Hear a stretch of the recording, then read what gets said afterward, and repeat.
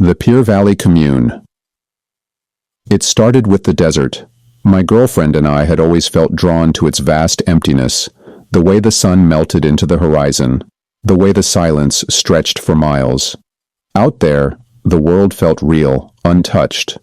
We spent weekends driving through canyons, camping beneath the stars, feeling like we had escaped something invisible but suffocating. Then we met them. It was at a gas station on the edge of nowhere, where the road split between the known and the forgotten. A group of travelers stood outside laughing, filling up old trucks covered in dust. They weren't like the usual desert drifters, no desperation in their eyes, no weariness in their stance. They were serene, beautiful. The kind of people who radiated something you couldn't put into words. They spoke to us like old friends. Their leader, a woman named Laura, had piercing green eyes and a voice like a lullaby. She invited us to stay at their camp, to share a meal, to experience something real. We said yes. We followed them deep into the valley, past winding roads that no longer had signs, past the last remnants of civilization. When we arrived, it was like stepping into another world. Their commune, hidden in the dunes, shielded from prying eyes, was beautiful. Candles flickered in the twilight. The scent of burning sage drifted through the air. People moved gracefully, speaking in hushed voices, touching one another with an intimacy that felt ancient. And then he came. The man who led them. The one they called the shepherd. He was older but ageless, dressed in simple desert robes, barefoot in the sand. His voice was steady, warm, every word dripping with conviction. He spoke of the freedom they had found here, away from the sickness of the outside world. "You feel it, don't you?" he said. "That weight you didn't even know you were carrying? It's gone now." And he was right. We stayed. One night turned into two into a week. We told ourselves we were just experiencing something different, something outside the ordinary grind of city life. But the deeper we fell into their world, the more our own lives felt meaningless. The rituals began subtly, meditations under the stars, fasting to cleanse the toxins, the nightly gatherings where the shepherd spoke of shedding ego and self. But then, the confessions started. They called it the unveiling, a way to strip yourself bare before the community. You sat in the center, surrounded by the others, and revealed your greatest shames. Every secret, every doubt, every moment of weakness. The shepherd would watch, nodding slowly, his face unreadable. "Only through surrender can you be reborn," he would say, and we believed him. It wasn't until we saw the punishment that we understood. One night, a man named Caleb stood in the circle. He had been there longer than us, but he had doubts. He questioned the shepherd.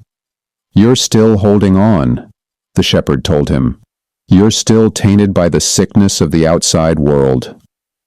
Caleb refused to apologize. The next day, he was gone. When we asked where he went, Alara only smiled. He wasn't ready. That night the fires burned hotter. The songs were louder. The shepherd's voice rang through the valley, preaching that we had to be purged of doubt, that we had to prove we were ready. We saw it then, the glassy eyes, the malnourished bodies, the way laughter never quite reached their faces. This wasn't freedom. This was a cage. We decided to leave, but no one ever just left. The night we tried, we woke up to Alara sitting outside our tent, just waiting. She smiled, but it wasn't warm anymore. "The shepherd wants to speak with you." We ran.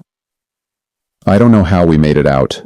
The desert is endless at night, but we ran like animals, like prey, chased by shadows and the echo of voices calling our names. When we finally found a road, a real road, we collapsed on the asphalt, gasping, shaking. No cars came. We walked until the sun rose, our throats raw, our skin burning. We never spoke of it again. never told anyone what happened. But sometimes when we drive through the desert, I swear I see them, watching, waiting.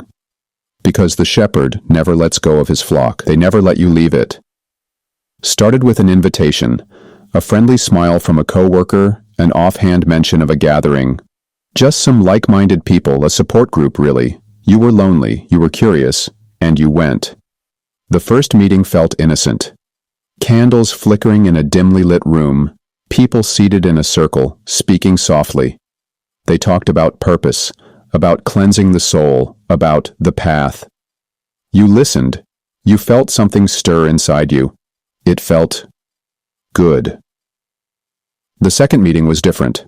The doors locked behind you. The air was thick with an incense that made your thoughts slow, your limbs heavy. They whispered words you didn't understand, their eyes reflecting the candlelight like glassy orbs. A woman placed her hands on your forehead, her nails digging in. "We welcome you home," she said, and something in your gut twisted. You should have never gone to the third meeting. You don't remember how you got there. One moment, you were in bed, the next, standing in a circle of figures cloaked in black, the ground beneath you marked with strange symbols. They chanted in unison. The sound made your teeth vibrate. A hand wrapped around your wrist. Tight. Too tight. You tried to pull away, but their fingers burrowed into your skin. You looked down. There was no hand. Only darkness spreading like ink beneath your skin. You ran that night. You don't remember how. Only that you clawed your way into your apartment, locked every door, every window. But it was too late. You see them now, in reflections that don't belong. In the corners of rooms, standing so still they might as well be statues. Their eyes are wide, unblinking, watching. Your phone rings at exactly 3:13 a.m. every night. You don't answer anymore, but it doesn't stop the whispers. You belong to us. You let us in. We never let you leave. You moved cities. You changed your name. But they found you. Last night, you woke up to find your bedroom door open, though you locked it, and from the darkness beyond it, you swear you heard breathing. The captain's call. I was young then, full of ambition, muscle, and the naive belief that I was destined for greatness. I had left everything behind, family, friends, security, to chase a dream flickering like a neon mirage in the city of angels, Hollywood, the big screen. I told myself I would make it. Most mornings I jogged along the beach, keeping myself sharp. The Pacific wind in my lungs, the rhythmic pounding of my feet against the sand, it was the only thing that kept me grounded. One morning, I saw them. A group of people gathered in a perfect circle near the water, their backs unnaturally straight, their heads tilted toward the man standing at the center. He wasn't like them. He wasn't like anyone I'd ever seen. His presence commanded. Every movement was deliberate, every word a low hum of something ancient. He wore a captain's hat, not like some cheap costume, but as if he had earned it, as if he had always been the captain. I don't remember walking toward them. I don't remember my own hesitation. Only the moment when his eyes locked onto mine and he raised a hand. "You," he said. "Come here." And I did. For 20 years my life was hers. I use hers because that's what we all called it. Not a woman, not a person, but an entity. A presence that lurked beneath the captain's voice, whispering through him. We gave ourselves willingly, trading our names for the silence of the tide. Our identities eroded like footprints in the sand. I trained, but not for the screen anymore. Not for the life I had once wanted. We ran together under moonless skies, bodies moving in perfect sync, our breathing a hymn of devotion. We learned to listen, to the rustling wind, to the crashing waves, to the things that spoke between them. Sometimes, one of us would be called. The captain would stand at the shoreline, staring out at the black horizon, and he would say a name. That person would step forward, trembling with joy. They would walk into the waves, and they would never come back. The others said they had been taken below, that they had seen her. I wasn't afraid. Not until I heard my own name. I stepped forward. The sand was cold beneath my bare feet. The water licked at my ankles. The captain watched with his knowing stare, his face unreadable beneath that eternal hat. The tide reached my waist, my chest, my throat. Then a hand closed around my wrist. It wasn't the captain's. It wasn't human.